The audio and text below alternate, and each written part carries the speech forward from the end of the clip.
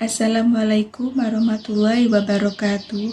Perkenalkan, nama saya Cindy Antika, mahasiswa Fakultas Humaniora, Program Studi Bahasa dan Sastra Arab, UIN Maulana Malik Ibrahim, Malang. Di sini saya akan menyampaikan video sosialisasi Prokes 5M dan pentingnya vaksinasi. Salah satu faktor untuk menekan penyebaran COVID-19 adalah dengan menerapkan protokol kesehatan atau prokes, dengan masyarakat menjalankan gerakan 5M, yaitu memakai masker, rajin mencuci tangan, menjaga jarak, menjauhi kerumunan, serta mengurangi mobilitas. Diharapkan penambahan jumlah COVID-19 bisa ditekan. Meski sudah lebih dari 1 tahun, pandemi virus corona masih terus menyerang penduduk dunia tanpa henti. Di Indonesia, angka kasus positif virus corona semakin meningkat. Mengalahkan penyebaran dan penularan virus corona di dunia tidak mudah, namun beragam upaya terus dilakukan para ahli dan penduduk global demi mengakhiri ancaman virus yang terus menyerang bertubi-tubi. Di beberapa negara, termasuk Indonesia, pemerintah membuat pedoman dan protokol kesehatan untuk menghadapi virus corona. Di negara kita, protokol kesehatan ini dikenal dengan sebutan 5M. Sudah tahu apa saja protokol kesehatan 5M untuk membantu pencegahan penularan virus corona?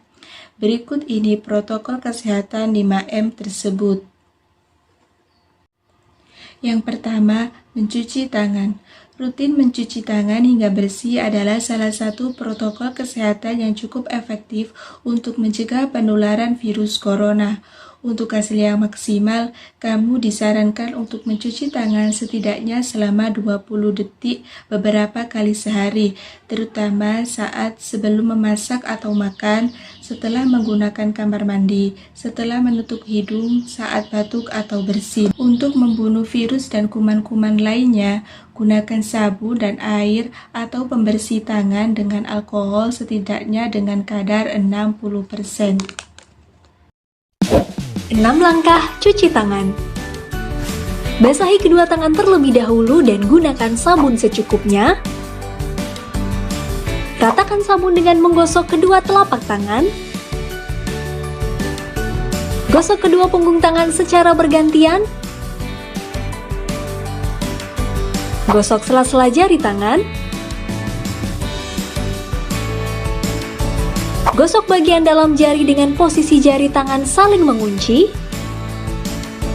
Gosok dan putar ibu jari bergantian. Gosok memutar ujung jari tangan secara bergantian. Bilas dengan air mengalir. Keringkan dengan tisu atau handuk. Kemudian matikan keran dengan tisu atau handuk yang sudah digunakan. Yang kedua, memakai masker. Pada awal pandemi virus corona tahun lalu, Organisasi Kesehatan Dunia atau WHO mengatakan bahwa penggunaan masker hanya direkomendasikan untuk orang sakit, bukan orang sehat. Namun, virus corona jenis SARS-CoV-2 yang merajalela hingga saat ini membuat protokol kesehatan bisa berubah-ubah seiring bergulirnya waktu. Beberapa waktu selang kebijakan WHO di atas, WHO akhirnya mengeluarkan himbauan agar semua orang, baik yang sehat atau yang sakit, agar selalu menggunakan masker saat beraktivitas di luar rumah. Kebijakan WHO ini juga sempat ditegaskan oleh Presiden Joko Widodo. Protokol kesehatan virus corona terkait masker pun semakin digalakkan di beberapa negara. Masyarakat harus memakai masker meski berada di dalam rumah pada kondisi tertentu. Penggunaan masker di dalam rumah perlu dilakukan ketika terdapat anggota keluarga yang terinfeksi COVID-19. Terdapat anggota keluarga yang berpotensi terkena COVID-19 karena aktivitas di luar rumah. Merasa terjangkit atau mengalami gejala COVID-19. Ruangan sempit, dan tidak bisa menjaga jarak minimal 2 meter. Pertama, Sebelum memakai masker, cuci tangan menggunakan air mengalir dan sabun atau cairan antiseptik. Kedua, pastikan masker menutup hidung, mulut, dan dagu secara keseluruhan. Karena itu, gunakan masker sesuai ukuran. Ketiga, perhatikan posisi masker. Bagian yang berwarna ditempatkan di depan, sementara yang putih menempel di wajah. Keempat, setelah masker terpasang, tekan bagian atas hingga sesuai bentuk hidung kamu dan pastikan sudah rapat. 4 langkah membuka dan membuang masker. Yang ketiga, menjaga jarak. Protokol kesehatan lainnya yang perlu dipatuhi dalam menjaga jarak. Protokol kesehatan ini dimuat dalam keputusan Kementerian Kesehatan Republik Indonesia dalam Protokol Kesehatan bagi Masyarakat di tempat dan fasilitas umum dalam rangka pencegahan dan pengendalian COVID-19. Di sana disebutkan menjaga jarak minimal 1 meter dengan orang lain untuk menghindari terkena droplet dari orang yang bicara, batuk, atau bersin, serta menghindari kerumunan, keramaian, dan berdesakan. Bila tidak memungkinkan melakukan menjaga jarak, maka dapat dilakukan berbagai rekayasa administrasi dan teknis lainnya. Rekayasa administrasi dapat berupa pembatasan jumlah orang, pengaturan jadwal, dan sebagainya. Sedangkan rekayasa teknis antara lain dapat berupa pembuatan partisi, pengaturan jalur masuk dan keluar, dan sebagainya.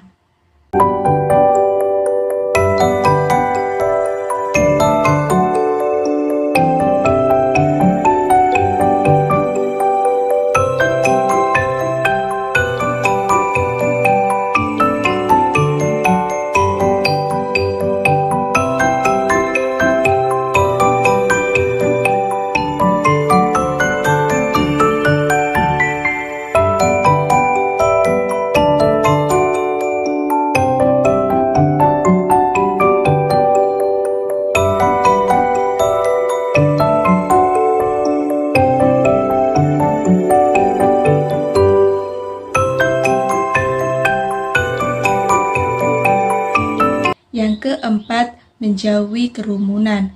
Selain 3 hal di atas, menjauhi kerumunan merupakan protokol kesehatan yang juga harus dilakukan. Menurut Kementerian Republik Indonesia atau Kemenkes, masyarakat diminta untuk menjauhi kerumunan saat berada di luar rumah. Ingat, semakin banyak dan sering kamu bertemu orang, maka kemungkinan terinfeksi virus corona pun semakin tinggi. Oleh sebab itu, hindari keramaian, terutama bila sedang sakit atau berusia di atas 60 tahun atau lansia. Menurut riset, lansia dan pengidap penyakit kronis memiliki resiko yang lebih tinggi terserang virus corona.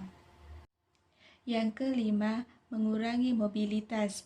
Virus penyebab corona bisa berada di mana saja. Jadi, semakin banyak dirimu menghabiskan waktu di luar rumah, maka semakin tinggi pula terpapar virus jahat ini. Oleh karena itu, bila tidak ada keperluan yang mendesak, tetaplah berada di rumah. Menurut Kemenkes, meski sehat dan tidak ada gejala penyakit, belum tentu dirimu pulang ke rumah dengan keadaan yang masih sama. Pasalnya, virus corona dapat menyebar dan menginfeksi seseorang dengan cepat. Yuk terapkan protokol kesehatan 5M untuk mencegah penularan dan penyebaran virus corona di Indonesia. Selain itu, jangan pula lupa untuk selalu meningkatkan sistem kekebalan tubuh agar terhindar dari COVID-19. Sosialisasi yang terakhir adalah pentingnya vaksinasi COVID-19. Guna menekan kasus yang terus bertambah, pemberian vaksin COVID-19 mulai dilakukan. Pemerintah pun menganjurkan agar semua orang mendapatkannya. Lantas, apa alasan setiap orang harus menjalani vaksinasi COVID-19? Saat ini, vaksin COVID-19 tengah didistribusikan ke seluruh masyarakat Indonesia. Pemberian vaksin ini merupakan solusi yang dianggap paling tepat untuk mengurangi jumlah kasus infeksi virus COVID-19. Alasan mengapa vaksinasi COVID-19 sangat penting. Sejak vaksin COVID-19 tiba di Indonesia, tidak sedikit masyarakat yang belum setuju akan anjuran pemerintah untuk menjalani vaksinasi COVID-19. Padahal, pemberian vaksin ini sangatlah penting, bukan hanya untuk melindungi masyarakat dari COVID-19, tetapi juga memulihkan kondisi sosial dan ekonomi negara yang terkena dampak pandemi. Vaksinasi atau imunisasi bertujuan untuk membuat sistem kekebalan tubuh seseorang mampu mengenali dengan cepat melawan bakteri atau virus penyebab infeksi. Tujuan yang ingin dicapai dengan pemberian vaksin COVID-19 adalah menurunnya angka kesakitan dan angka kematian akibat virus ini. Meskipun tidak 100% bisa melindungi seseorang dari infeksi virus corona, vaksin ini dapat memperkecil kemungkinan terjadi gejala yang berat dan komplikasi akibat COVID-19. Selain itu, vaksinasi COVID-19 bertujuan untuk mendorong terbentuknya herd immunity atau kekebalan kelompok. Hal ini penting karena ada sebagian orang yang tidak bisa divaksin karena alasan tertentu. Orang yang tidak dianjurkan untuk menerima vaksin atau tidak menjadi prioritas untuk vaksin COVID-19, antara lain anak-anak atau remaja berusia di bawah 18 tahun dan orang yang menderita penyakit tertentu. Misalnya, diabetes atau hipertensi yang tidak terkontrol. Jadi, dengan mendapatkan vaksin COVID-19, Anda tidak hanya melindungi diri sendiri, tapi juga orang-orang di sekitar Anda yang belum mendapat kekebalan terhadap virus corona.